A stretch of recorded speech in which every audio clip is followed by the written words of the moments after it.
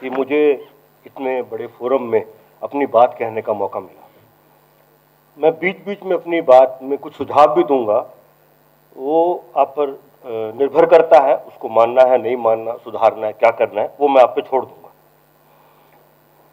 सबसे पहला जो इशू है वो ये है कि हमारी जो पुलिस है वो सेफ और secure environment for facilitating business activities के लिए कटिबद्ध है। Rule of law already enforced है और लॉ एंड ऑर्डर की सिचुएशन में लगातार इंप्रूवमेंट चल रहा है। इसके इंडिकेटर्स मैं 2-3 बता दूंगा।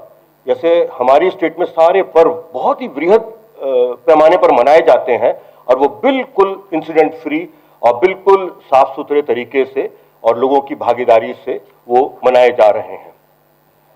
एक थोड़ा सा उदाहरण देना चाहूंगा, जो हमारा एनसीआरबी है, नेशनल क्राइम रिकॉर्ड ब्यूरो, उसके डेटा थोड़ा सा बताना जरूर चाहूंगा क्योंकि हमारी इंप्रूवमेंट लगातार हो रही है। तो आज की जो स्थिति है उसके अंदर हमारे टोटल संज्ञेय अपराध हो, हमारे जो हत्या का अपराध हो, हमारा जो आपस में झगड़े झंझट के जितने भी अपराध हैं, इसमें रैंक जो है हमारे राज्य की बहुत सुधर गई है, बहुत अच्छी रैंक है।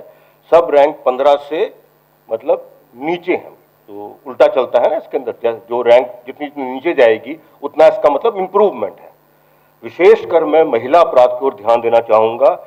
इसके जो अलग अलग इंडिकेटर्स हैं, इसमें हम लोगों की रैंक 29th है पूरे स्टेट की, मैं पूरे देश की बात कह रहा हूं, 29th है, 31st है, 33rd है। तो हमारे यहाँ पर वुमेन की सिक्योरिटी, वुमेन की सेफ्टी के लिए अलग से बहुत ध्यान दिया जाता है और हमारी पुलिस के अंदर पूरे मुल्क में सबसे ज्यादा जो एब्सोल्यूट नंबर में विमेन ऑफिसर्स और कांस्टेबल्स हैं 25,128, ये बहुत बड़ा नंबर है और इनकी यूटिलिटी कई तरह से हम कह सकते हैं। जैसे कि जितने हमारे डोमेस्टिक वायलेंस के पारिवारिक जो जो जो जो झंझट चलते हैं, आजकल देखते हैं कि जुवेनाइल डेलिंक्वेंसी बढ़ रही है, बच्चे पेरेंट्स की बात नहीं सुनते, उन सब में हमारी ये जो विमेन वर्क फोर्स है ये बहुत ही सकारात्मक जो काम है वह करती है।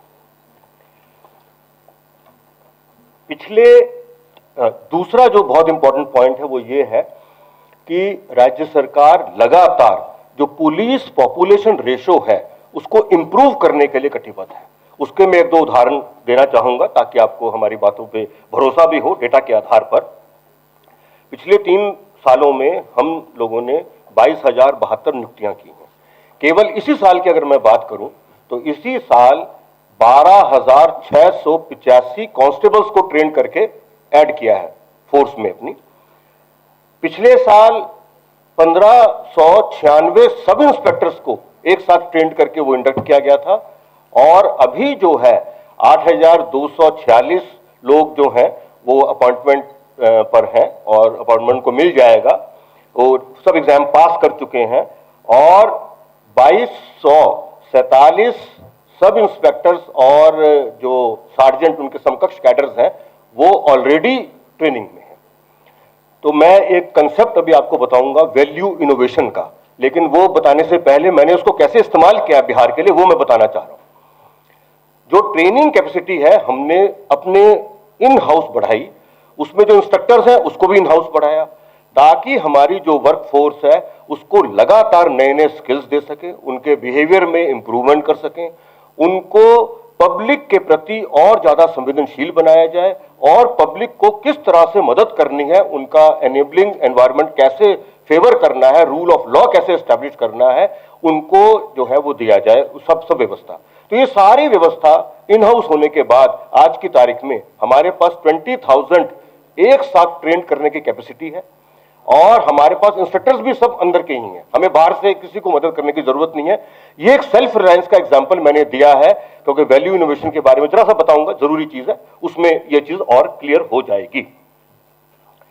एक और काम जो हम लोगों ने किया है वो ये है कि हमारा जो स्टेट की आर्म पुलिस है उसको हमने नए स्किल्स सिखा के, उनके अंदर नए स्किल डेवलप करके उनको हमने CISF के पैटर्न पर, बिल्कुल उसी पैटर्न पर हम लोगों ने, जैसे दरभंगा एयरपोर्ट है उसकी सिक्योरिटी में इसमें लगाया हुआ है, हमारी वर्ल्ड हेरिटेज साइट के अंदर महाबोधि टेम्पल है उनकी सिक्योरिटी में लगाया है, और उनके अंदर हम और ज्यादा इंप्रूवमेंट जो है वो कर रहे हैं ताकि वो नए नए काम सीख के और अपना काम कर सकें।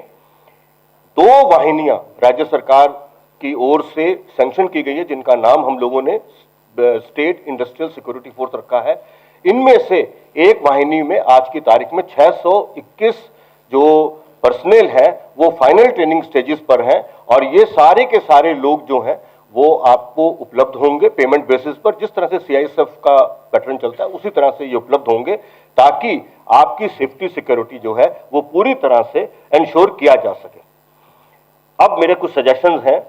एक तो जब भी आप कोई प्रोजेक्ट लगाएं, नहीं इसके अलावा एक और काम किया है, इमरजेंसी रिस्पांस सपोर्ट सिस्टम हमने बनाया है डायल 112 पर, तो उसका फेज 1 पूरा हो गया है। उसमें हमारे 400 गाड़ियां और बहुत सारे मैन पावर लगी हुई हैं, वो भी सब पब्लिक की सेवा के लिए है ताकि रिस्पांस पुलिस का अच्छा हो सके, जल्दी हो सके।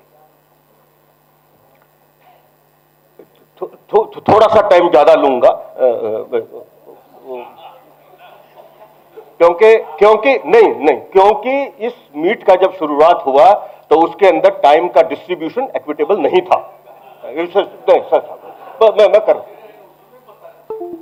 बस खत्म कर रहा हूं सर।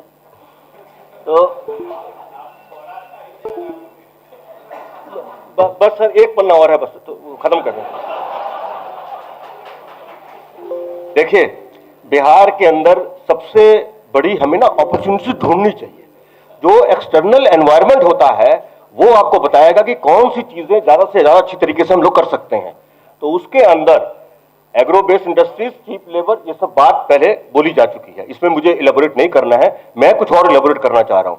देखिए, बिजनेस वेंचर्स के अंदर सबसे पहले ये बताया जाता था कि जो बॉटम लाइन है वो प्रॉफिटेबिलिटी है, यानी कि जो शेयर होल्डर्स है जितना हम उनको फायदा पहुंचाए वो बात। अब ये नहीं चल सकता है। अब जो है जो सस्टेनेबिलिटी के लिए, क्योंकि ये शॉर्ट टर्म चीज है, लॉन्ग टर्म के लिए सस्टेनेबिलिटी के लिए आपको पीपल्स की स्किल बढ़ानी है, उनकी क्वालिटी बढ़ानी है, आपको प्रॉफिट भी बढ़ाना है लेकिन उसकी क्वालिटी बढ़ा के प्रॉफिट भी बढ़ाना है, और साथ में आपको एनवायरनमेंट का या प्लेनेट का भी ख्याल रखना है, ताकि सभी लोगों को साथ लेकर अगर हम काम करेंगे तो सभी का काम जो है वो बनेगा। इसको हम पार्टनरशिप अप्रोच बोलते हैं, वो हल्का सा बता देता हूं भी आपको। आजकल अकेला काम करना बहुत मुश्किल है, चाहे वो गवर्नमेंट है चाहे गवर्नमेंट के बाहर है। तो पार्टनरशिप जो अप्रोचेस होती हैं उसके अंदर मान लीजिए गवर्नमेंट के साथ प्रॉफिट सेक्टर जोड़ते हैं, हम नॉन प्रॉफिट सेक्टर जोड़ते हैं। हमें यह देखना है कि हर काम हम अपने हाथ से नहीं करें, क्योंकि अगर हम इंडिपेंडेंटली काम करेंगे उसमें कॉस्ट बहुत बढ़ जाएगी और उसके अंदर वो स्किल उतनी आ पाएगी कि नहीं आ पाएगी, ये भी डाउटफुल है। तो हम सब मिलके ये देख लें कि किसके साथ साथ कौन कौन सी चीजें हम कॉमन ले कर सकते हैं, और उसके हिसाब से आप अपना वेंचर स्टार्ट कीजिए पूरा का पूरा। उसमें कहीं कोई जो है वो दिक्कत की बात नहीं है। एक एग्जाम्पल दे देता हूं और ये सस्टेनेबल बिजनेस मॉडल का। देखिए, मैकडोनाल्ड क्या करता है, मैकडोनाल्ड जो है वो सबसे पहले किसानों के पास जाके और उसको ये इंश्योर करता है कि भी आपको कॉस्ट हम पूरी देंगे, उसकी क्वालिटी इंश्योर करता है कि भाई मटर के दाने का क्या साइज होगा वो तक डिसाइड किया हुआ है, और उसके बाद फिर वो आगे ले जाके अपनी सप्लाई चेन को वो पूरी करता है। रेफ्रिजरेटेड सारे उनके जो कंपनी जो कैरियर्स हैं वो लगे रहते हैं। तो अब देखिए उसमें फायदा सबको है, क्योंकि वो इकोनॉमी ऑफ स्केल पे ऑपरेट कर रहा है। उसने सारे किसानों की भी मदद कर दी, जितने और स्टेक होल्डर हैं सबकी मदद कर दी, और अपना भी प्रॉफिट जो है वो वर्ल्ड में one of the highest profit का मार्जिन पे वो काम करता है। वैल्यू इनोवेशन में बस इतना ही है। हम लोग मार्केट शेयर में ना जो बहुत ज्यादा ढूंढने की कोशिश करते हैं कि भी हमारा शेयर बढ़ जाए, तो वो रेड ओशन से काम नहीं चलेगा, हमें जाना पड़ेगा ब्लू ओशन पर। ब्लू ओशन का मतलब साफ है कि किस तरह से कॉस्ट को कम करते हुए और हमें इनोवेशन करना है। जैसा मैंने आपको भी ट्रेनिंग का एग्जांपल दिया, मैं कहीं बाहर नहीं गया, मैंने सारी चीजें यहीं से निकाल के उसको नया रूप देकर और उसकी जो है वो जो वैल्यू इनोवेशन है वो की है। इन्हीं शब्दों के साथ मैं पुनः आपको अश्योर करता हूं कि आप लोग बिल्कुल सेफ यहां पर हैं, सिक्योर हैं, पुलिस पूरी तरह कॉन्शियस है, आपका एनवायरनमेंट बहुत बढ़िया है। आप अच्छे से अच्छा काम कीजिए, यहाँ के लोगों को मदद कीजिए और अपनी भी मदद लीजिए। बहुत बहुत धन्यवाद।